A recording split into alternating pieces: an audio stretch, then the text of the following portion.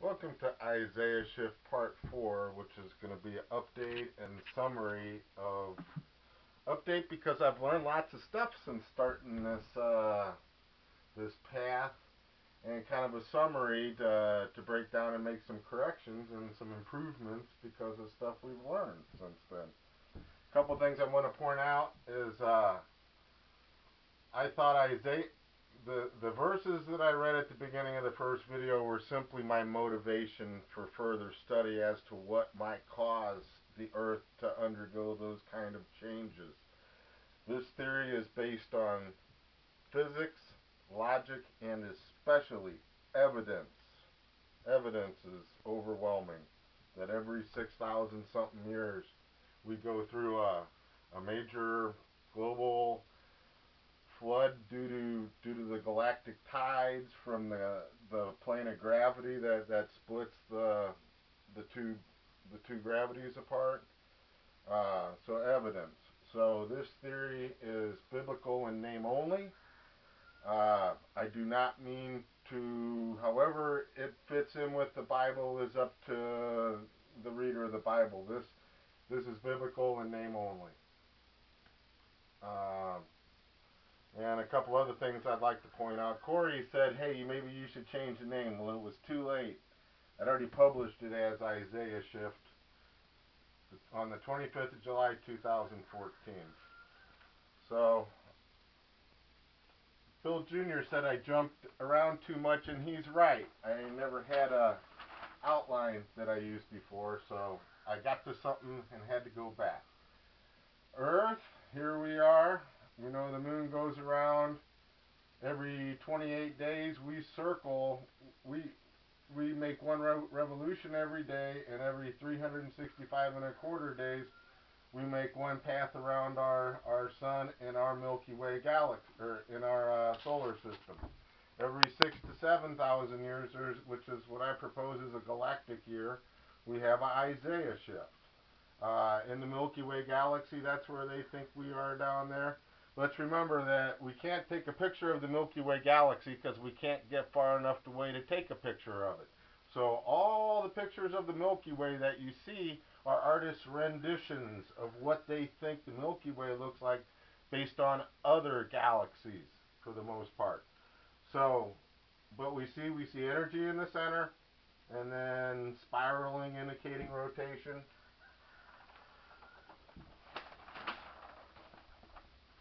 So let's say the rotation is in that direction in this example. Got the black hole rotation in this direction. The two opposing gravities, that's what keeps everything in a disk. Your gravity from the top and the bottom. When we blow this out, we'll get to it. This is two black holes. One on one side pushing this way and another one on the other side pushing that way. That's what created the Earth as a molten glob that that came out of one of the collisions at the center of the black holes, and eventually we settled down.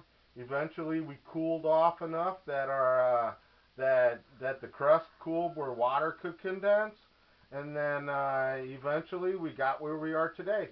But ever since we first, whichever black hole we came from, the one from the top or the one from the bottom, wherever we settled down after that, every 6,000 years, we've been going through this plane at the middle, and it changes the axis of that we spin on, and causes massive changes to the Earth in the process. So, I'd like to thank Jeff for pointing out something to me.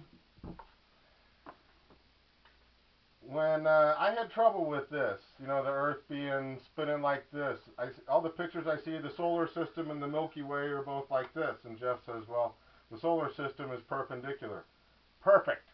Because if they were like this, you have the advancing retreating blade thing in helicopters, which would really disturb it. But if the solar system goes through perpendicular to that plane of energy, it doesn't really affect how the planets in the solar system orbit. So perfect. So instead of the axis being like this, here's North America, or here's North America. instead of being like this where we come through, you'll notice I had a question mark in here. Where is north? I really didn't know, because I knew that didn't make sense that we started here and ended like that. So here's Jeff comes along and helps me out and says, hey, we come through this way. Okay, that explains it. So as we come through, again, we're assuming whatever direction this is. This is that force generated at the XZ plane, so that when we're coming through, that explains where all that water comes from. It's all being pushed to the northern hemisphere as we're spinning around. So I imagine we're coming through some kind of angle like that, not like this. So thank you, Jeff, for that comment. We're spinning through. And like I said, we've got that mountain ridge that cuts through the western continental divide and goes pretty much all the way from the North Pole through Panama. We had to cut a canal to get through it between Central and South America, and then it goes all the way down here. And let's talk about that for one minute here. So we already talked about in previous videos. This is a recap. I'm not going to repeat everything covered in previous videos. But we talked about how the water pushing all to this side as it went through built up the Grand Canyon in that gap between those two mountain ranges. And then after it got so high, 30,000 galactic years ago, it started cutting through and formed the Grand Canyon instead of adding more layers. Saw something, PBS love it, about the highest sand dunes in the world are in the Andes Mountain, and I thought, okay, let's see which side of the Andes Mountain are they on. Are they on, on this side, or on the front, or on the back? And just like the Grand Canyon, they formed it, the mountains were on the other side. So the Andes might see regular water during the tides washing over and leaving sand 2,000 feet above sea level in Argentina. Okay, so anyway, another thing, I do not think that we go from current northern hemisphere, southern hemisphere to something where we're rotating like this. I think it's more like every time we go through, it's like the weeble that wobbles but doesn't fall over. I think our general northern hemisphere and general southern hemisphere are always the same when we go through this thing. So as we pass through, it kind of wobbles us this way and pushes most of the water to the northern hemisphere and causes those galactic tides. So I thank you, Jeff.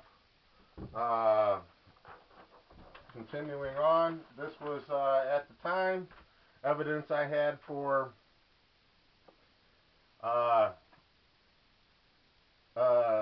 one galactic year ago. We had the Piri-Reis map, which shows part of Antarctica ice-free. Okay? And we have off Havana, Cuba, estimated 4,000 BC. Well, that's 6,000 years ago. Half mile below. So they estimate, they found this city a half a mile below sea level off Cuba. They estimated at 6,000 years. So something drastic occurred where all of a sudden the city is not on the coast anymore. It's under the coast. The night after I filmed part 2B, what was part 2B? Flood. I was messing around YouTube and exploring Antarctica, and I found a video that talked about, here we go, a video where this guy, this explorer, takes a camera and a helicopter, and they go 180 kilometers inland from the current coast on Antarctica. And what do they find there? They find mummified seals.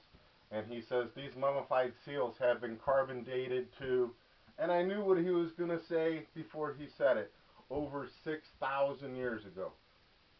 That was the Isaiah shift that took this part of Piri-Reis, and it's different now, and also left those seals up there. They were along the coast, and now they're 180 kilometers in because of a sudden shift 6,000 years ago. All right. And then, a month ago, another one jumped at me. I'm watching America Reframed. The River of Babylon is the title of it, and it's all about the Mississippi River Delta. New Orleans and that area right here. Okay, and he's talking about what the Corps of Engineer Canal has done when the river used to just empty out and filtered and went everywhere and built and built the bayous. And further on, and I highly recommend that show. Almost toward the end, the scientist says, kid you not, it took the Mississippi River 6,000 years to build this delta, and the Corps of Engineers only 70 years to destroy it. So I don't know how he knows that the Mississippi River Delta has been building for exactly 6,000 years ago, but he's right. Because prior to the previous Isaiah shift, that was not the river delta at the Gulf of Mexico. It was something else. So the evidence, I don't even go looking for it. It's there. So that's more evidence, two more solid pieces of evidence that there was an Isaiah shift 6,000 years ago. The Yellowstone diatoms, I'm not going to go through this again, but they think this was 14 and 12,000 based on depth because we have annual samples when they did the core drilling in 71 and 72, so we had 43 years to that.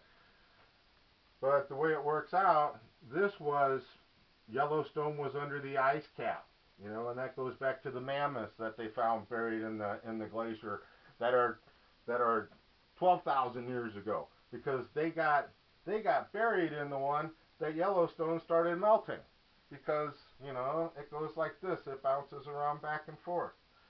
So again, I believe this is real solid evidence that we had an Isaiah shift approximately 12,000 years ago. They have 11,298 layers plus 43 more since then. So 1,300. It took some time for that ice to start melting after the Isaiah shift. Just like it took some time for it to start forming, but then it was froze for a whole galactic year, at least one galactic year. So solid evidence for an Isaiah shift for more than one. The one that froze it, the one that melted it 2 years ago, and it's been, or 2 galactic years ago.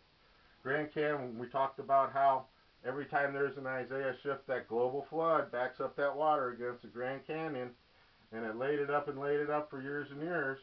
You got your igneous, not metamorphic, igneous rock down here, and then after the globule, the molten globule, cooled enough to have a crust, and then cooled even further to be able to condense water on the surface, then it started building up layers because of the erosion from the water. And that's what Isaiah shifts. We go back here. The Precambrian, the Cambrian, 100 million years ago, about 80,000 galactic years. So built up, took 50 million galactic years for it to build up, and then 30 more galactic years to cut it down to where we are today. Niagara Falls, eaten away. If we haven't moved in years and years, Niagara Falls would have cut all the way through a long time ago. So, solid evidence that the cycle has been occurring on a regular basis over and over and over again.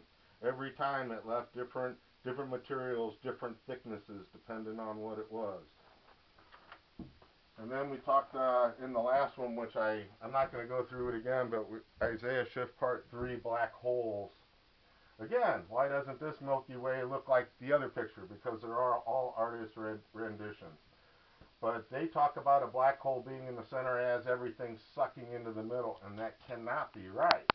Because there's no way we could have been formed out here where there's no energy and being sucked into the middle, and then it makes no sense. It's backwards. So, yeah, I kind of believe what I quoted there was probably current science, but I think logic and evidence dictates that we either, you know, there's a black hole feeding from the top, and there's an opposing black hole feeding from the bottom, and they go smack at the middle and force everything out, and the rotation and however it's defined.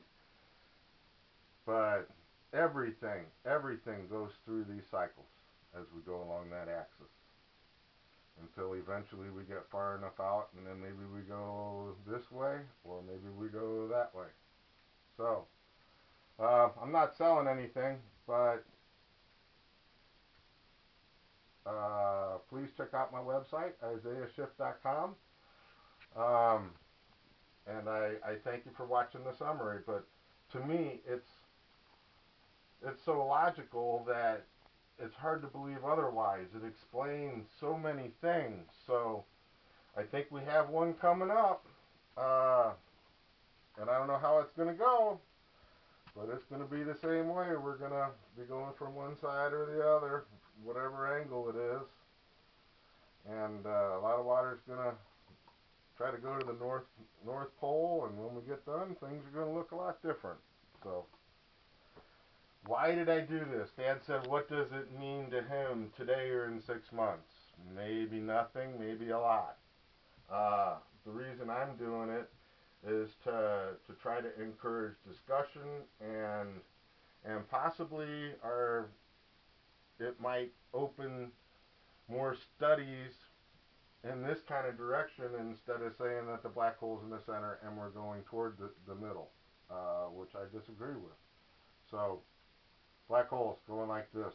I especially recommend the first video, black holes. I thank you for watching the series. This is just gonna be an informational website where I post thoughts and put all the videos in one place, but I really believe that this theory is the key to the galaxy. It's the key to the Milky Way. And there's no doubt in my mind. The evidence supports it. Cycles. It's it. So, this video, or this theory, I might not have it, all the details perfectly worked out, but this is the way the Milky Way galaxy works. And thank you for watching.